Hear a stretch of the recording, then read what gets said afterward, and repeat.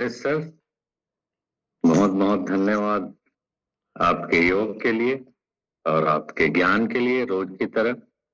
और ठंड के इस मौसम में ज्ञानवर्धक बात और हमारे शरीर के लिए उपयोगी आपके द्वारा योग करवाया जाता है। साथ में मंदिर की घंटियों की ध्वनि उसको और फायदेमंद बना देती है। और इसके लिए आपकी जितनी तारीफ की जाए कम है।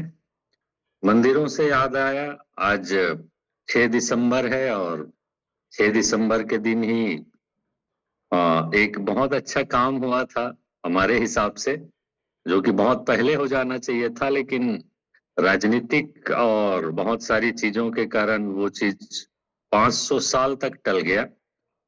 वो चीज हुई थी 6 दिसंबर 1992 को और आज 6 दिसंबर है।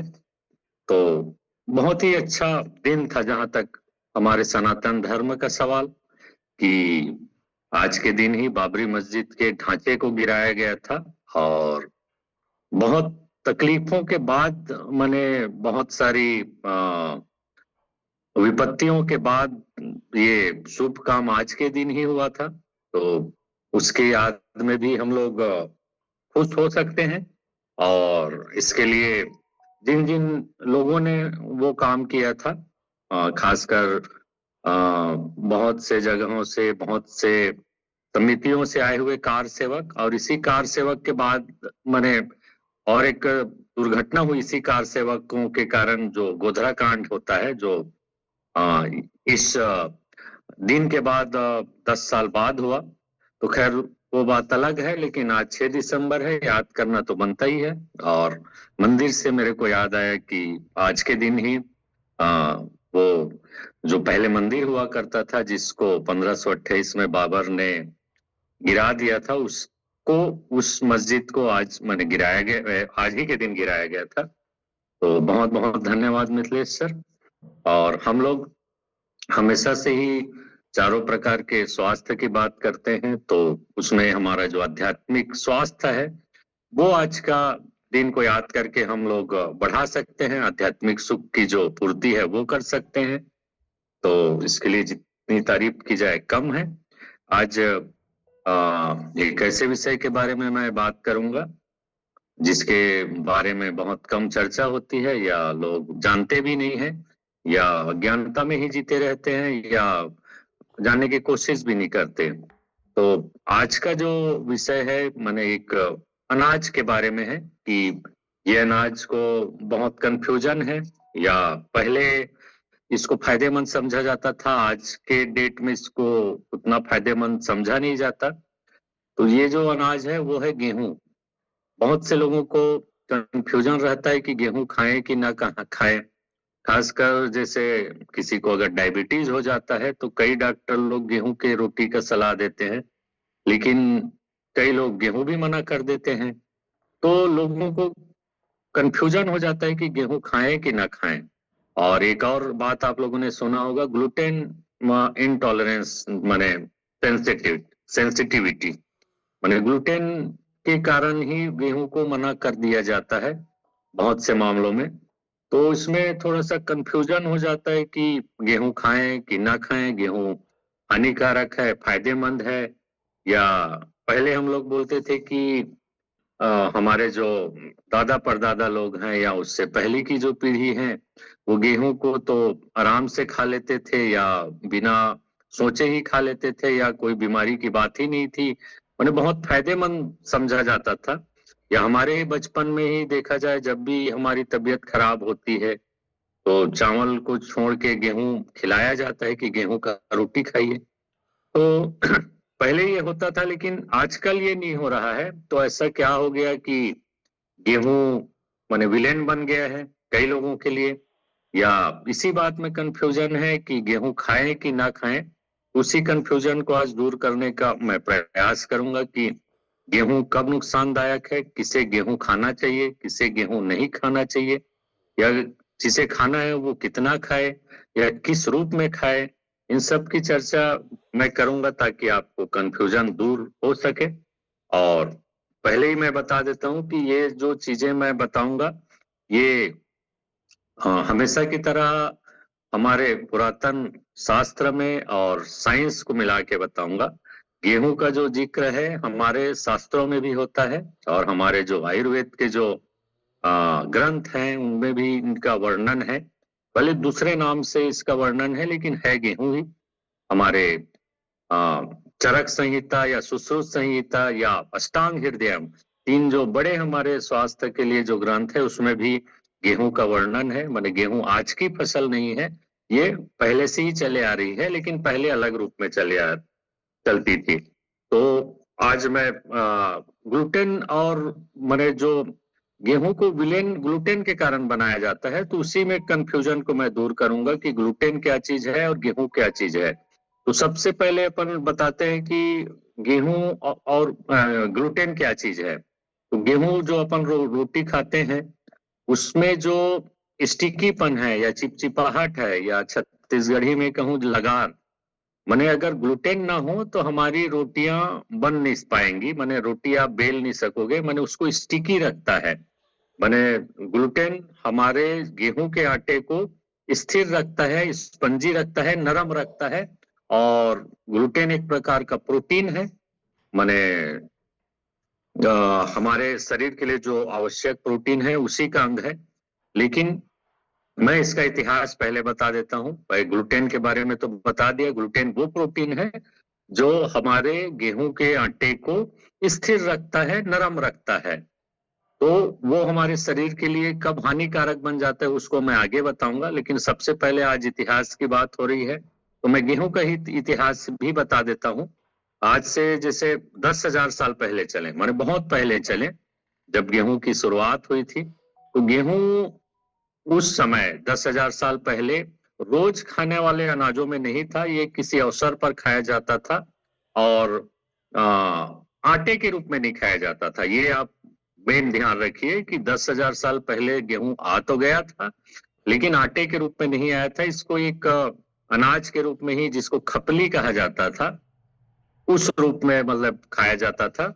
और उसके बाद जैसे आज से 150 साल पहले जब अंग्रेज लोग आए तो उस टाइम पर फिर इसको माने हम लोगों ने आटे के रूप में उपयोग करना चालू किया।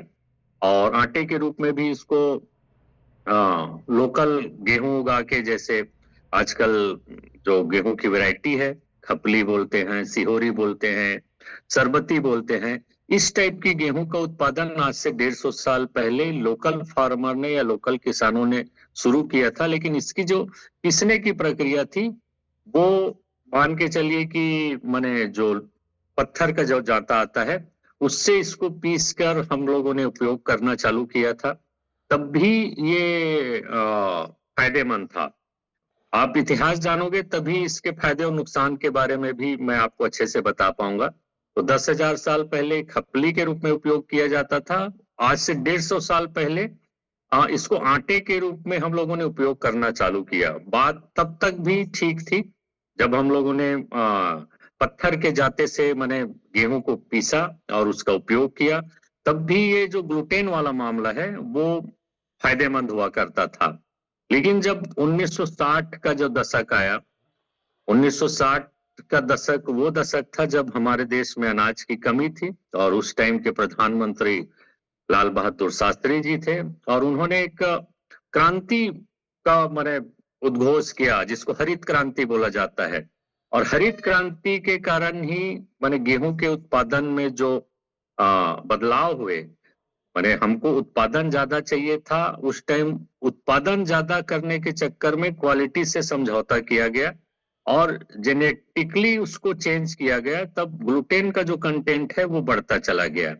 माने उत्पादन ज्यादा हुआ, क्वालिटी डाउन हुआ। पहले जब अब 10,000 साल पहले की जब मैंने बात की, उस टाइम उसमें न्यूट्रिशन जो वैल्यू थे गेहूं में वो बहुत ज्यादा था, ग्लूटेन का जो मात्रा था वो बहुत कम था।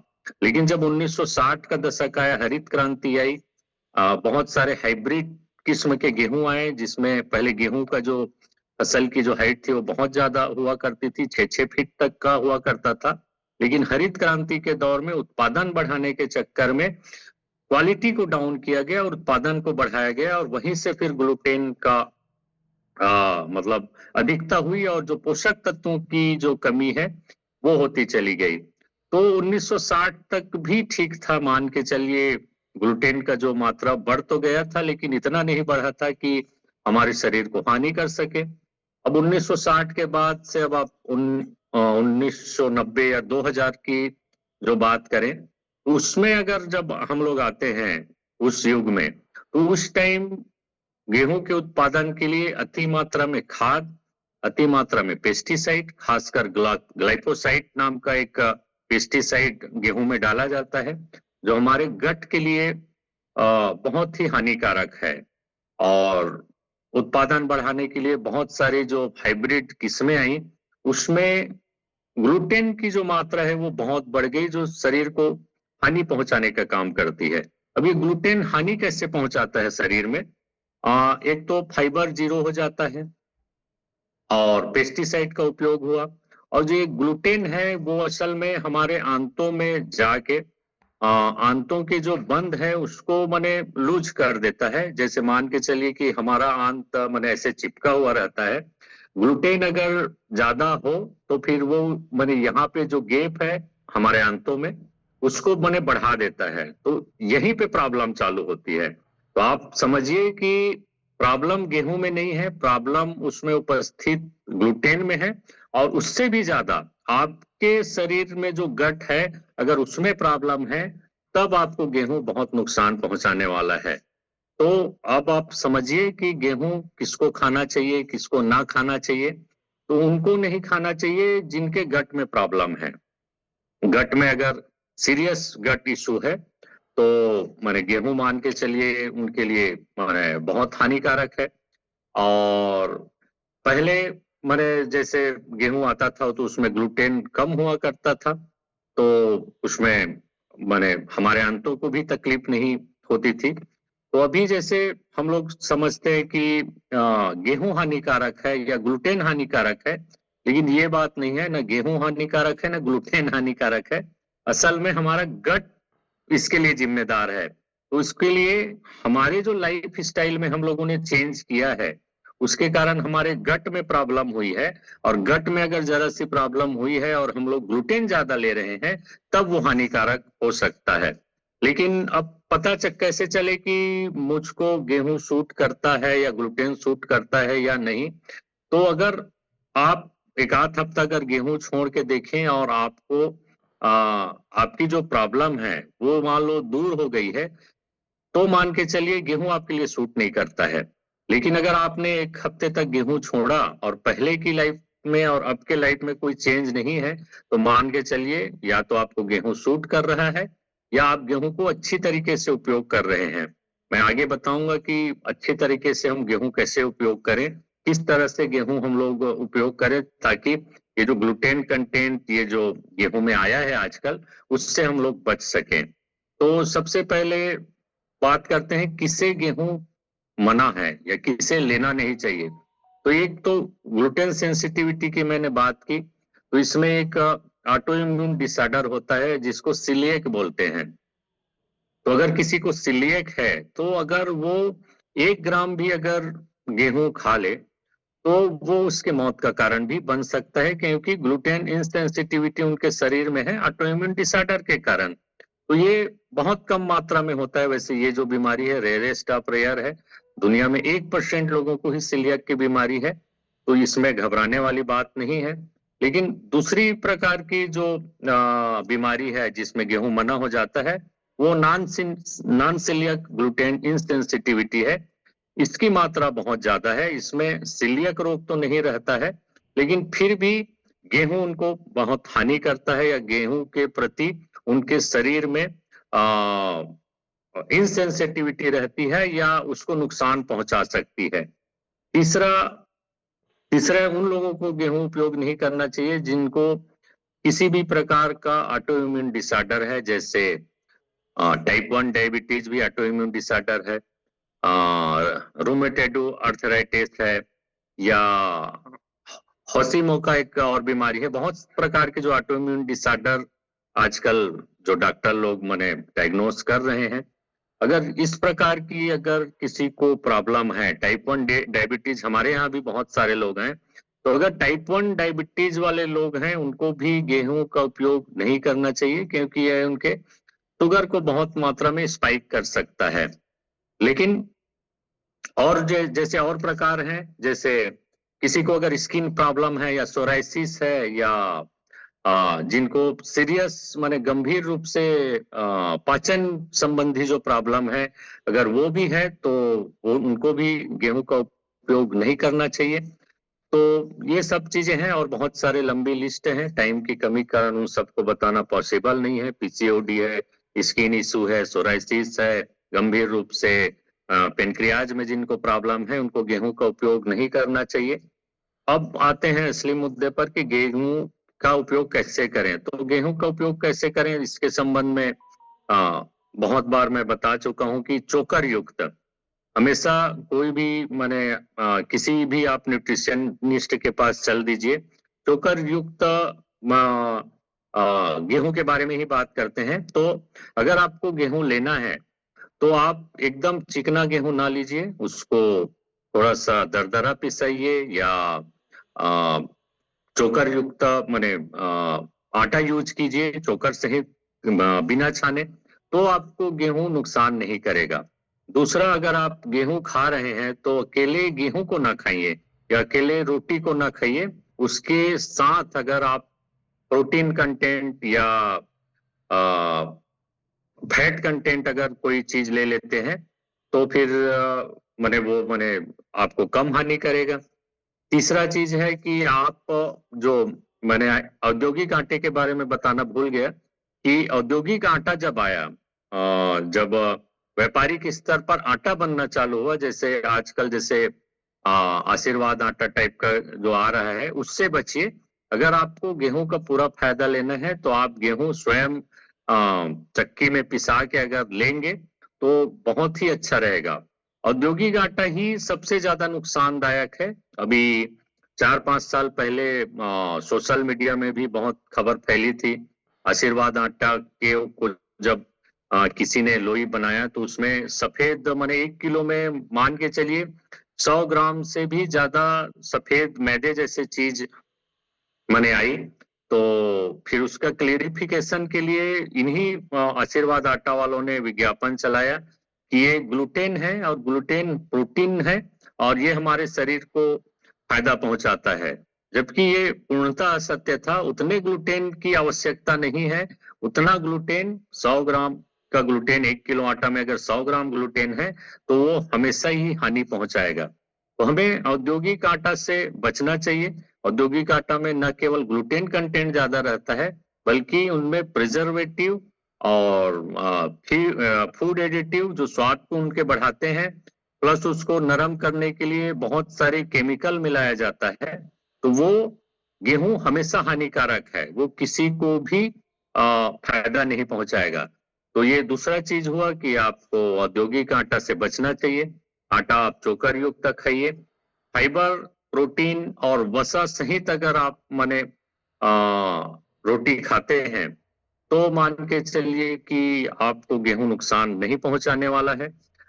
और इसके साथ अगर गेहूं अगर आप उपयोग कर रहे हैं तो पानी की पर्याप्त मात्रा के बारे में भी बोला जाता है। अगर आप गेहूं उपयोग कर रहे हैं तो पानी भी आपको पर्याप्त मात्रा में लेनी ही पड़ेगी, क्योंकि अगर पानी अगर आप कम लेंगे तो मान के चलिए आपके गट में सीरियस इशू होने वाला है और इसी गट इशू के कारण आपको गेहूं नुकसान पहुंचा सकता है। तो इसमें अगर सार में अगर मैं बात करूं कि गेहूं नुकसानदायक है या ग्लूटेन नुकसानदायक है, ये सही नहीं होगा। हमारा जो गट है वो ज्यादा इसके लिए जिम्मेदार है। अगर आपका गट हेल्थ अच्छा है तो मान के चलिए कि आप